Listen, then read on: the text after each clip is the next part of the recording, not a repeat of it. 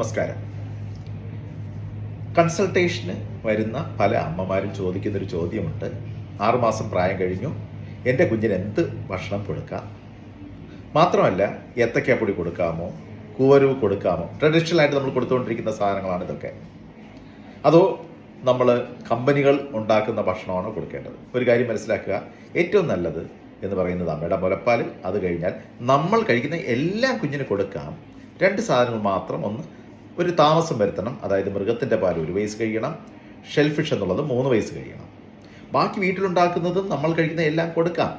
ഇനി ട്രഡീഷണലായിട്ട് കൊടുത്തുകൊണ്ടിരിക്കുന്ന ഏത്തക്കാപ്പൊടി, കൂവരവ് തീർച്ചയായിട്ടും കൊടുക്കാം. പലർക്കും സംശയം ഉണ്ടാകുന്ന ഒരു കാര്യമാണ്, കൂവരവ് കൊടുത്തു കഴിഞ്ഞാൽ കഫക്കെട്ട് കൂടുമോ അല്ലെങ്കിൽ കഫക്കെട്ട് വരുമോ?